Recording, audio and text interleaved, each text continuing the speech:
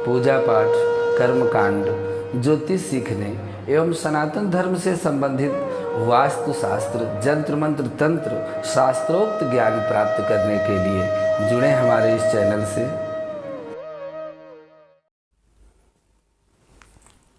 नमस्कार मित्रों, स्वागत है आपका हमारे इस ज्योतिष शिक्षा के कार्यक्रम में। कहते हैं कि गोधन, गज धन, बाज धन और रतन धन खानी, जब आवे संतोष धन, सब धन धूरी समान। इस संसार में कोई भी व्यक्ति धन से कभी तृप्त नहीं हुआ है। जितना भी धन प्रभु देते हैं, तृष्णा वैसी ही बढ़ती चली जाती है। आज का दिव्य प्रयोग धन से संबंधित है। यदि आपके पास निरंतर धन आ रहा है परंतु रुक नहीं रहा, बहुत से मित्रों ने हमारे इस बात की चर्चा रखी है कि इस विषय पर भी कुछ मार्गदर्शन किया जाए, तो आज आप लोगों के लिए धन से संबंधित दिव्य प्रयोग लेकर के आए हैं कि घर में धन को रोका कैसे जाए। आता तो बहुत लोगों के यहाँ धन है, लेकिन धन का निरर्थक अपव्यय ना हो। अपव्यय क्या है? डॉक्टर ज़्यादा पैसा ले जाते हैं तो समझो कि ये धन की हानि है। रोगों में खर्च होना, नशा पत्ती आदि में धन का अपव्यय होना, किसी निरर्थक कार्य में धन का अपव्यय होना, दुरुपयोग होना, धन का गिर जाना, चोरों से चोरी हो जाना और भी तमाम प्रकार के ऐसे अपव्यय हैं जो धन न तो धर्म में लगता है और न ही वह सत्कर्म में लगता है। कहते हैं कि धन की 3 गतियां हैं। सो धन धन्य प्रथम गति जाकी। वह धन धन्य है जिसकी पहली गति होती है। पहली गति क्या है?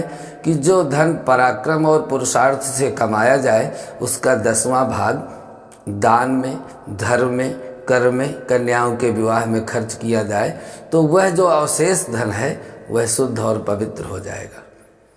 ये सुंदर साबुन है धन को धोने की दान। जैसे शरीर साबुन के धोने से स्वच्छ होता है, मन प्रभु का नाम लेने से पवित्र होता है, सच्चाई और ईमानदारी से रहने से हृदय पवित्र होता है, इसी तरह से धन दान से पवित्र होता है। मानो प्रभु कहते हैं कि जितना भी धन आपको हमने दिया है, केवल 10 पैसे आप समाज के कार्यों में खर्च कर दो, 90 पैसे हमने आपको दे दिए। तो यह धन को शुद्ध करने का उत्तम साबुन है और इस विधि से धन को पवित्र कर सकते हैं।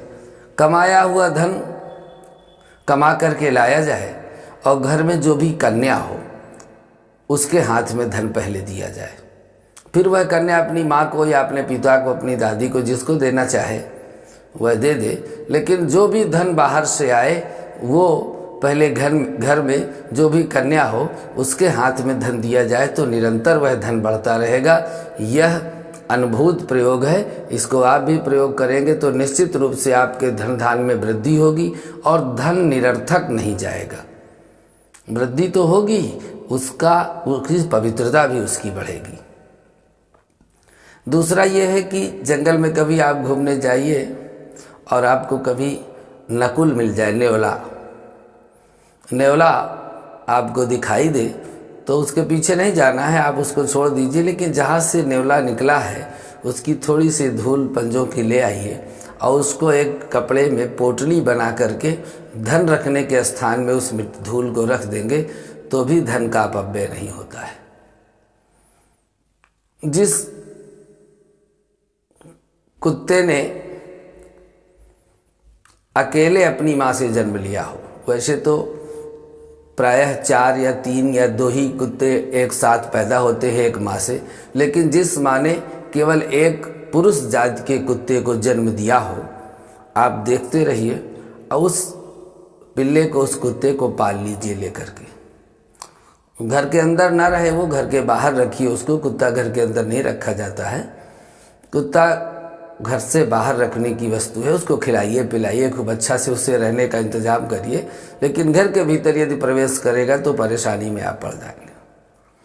तो उस कुत्ते के बालक को, शावक को ले आइए जो अपनी माँ का इकलौता बेटा हो, उसके साथ कोई कुतिया या कोई कुत्ता साथ में न पैदा हुआ हो, और उसको आप पाल लीजिए।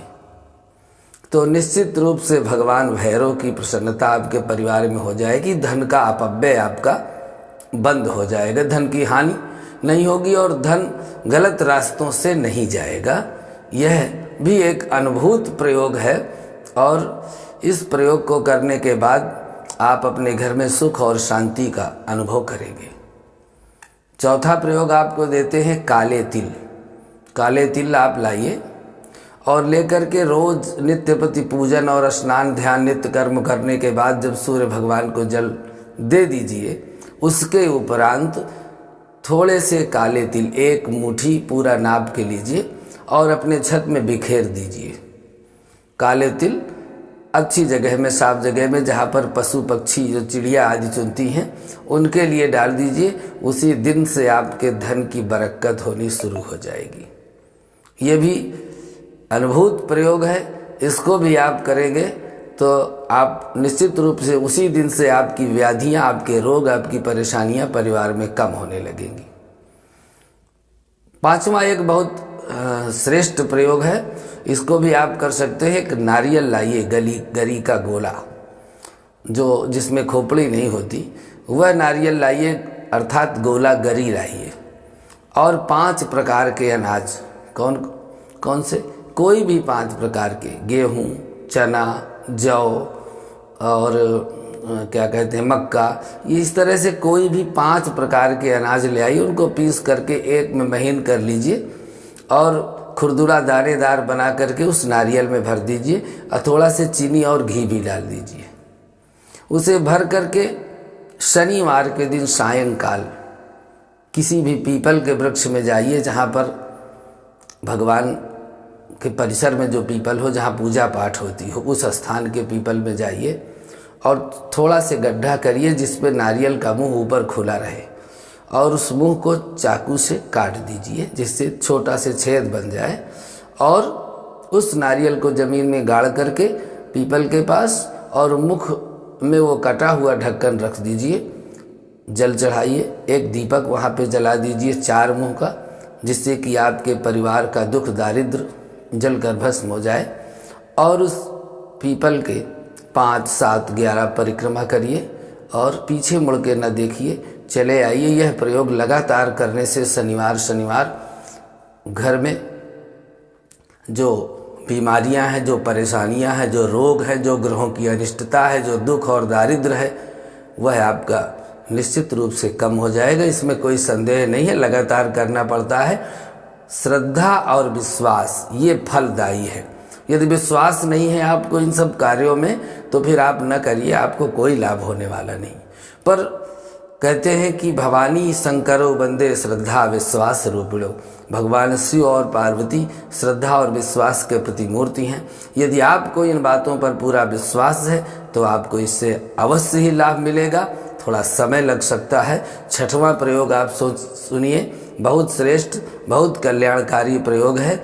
आपके घर में निश्चित रूप से यदि आप बहुत प्रयोग, बहुत प्रयास, बहुत नौकरी व्यापार कर चुके हैं लेकिन रोज़ आपके घर में धन नहीं आता है, आप चाहते हैं कि नित्य कुछ न कुछ धन धान्य हमारे घर में आवे, तो इस प्रयोग को आप करिए। जिस दिन से आप प्रयोग करेंगे उसी दिन से किसी न किसी रूप में आपके घर में धन धान्य रोज आएगा। करना क्या है कि 2 घड़े लाना है छोटे छोटे, जिसमें 1.25 किलो नमक और 1.25 किलो काले उड़द, हरे उड़द, काले नहीं हरे उड़द, हरे उड़द जिसको मूंग कहते हैं। तो मूंग तो जो है हरी छोटे दाने की चिकनी होती है, उड़द थोड़ा से खुरदुड़े होते हैं। तो हरे रंग के जो उड़द है या मूंग है उसको लाना है 1.25 किलो, और उस 1.25 किलो उस मटकी में, कलश में, गगरी में, छोटे से हांडी में भर देना है। और दूसरी हांडी में 1.25 किलो नमक भर करके और रख देना है। इसके बाद उस हांडी को लेकर के अपने घर के पश्चिम और उत्तर के कोने में अर्थात वायव्य कोण में बुधवार के दिन रख देना है। भर करके रखे रहने दीजिए, उनका मुंह खुला रहे, बंद ना रहे। यह भी एक श्रेष्ठतम प्रयोग है। उसी दिन से आपके घर में चाहे थोड़ा धन आएगा जरूर, और बरकत अच्छी होगी, घर में सुख शांति उसी दिन से आपके अमन चैन हो जाएगा।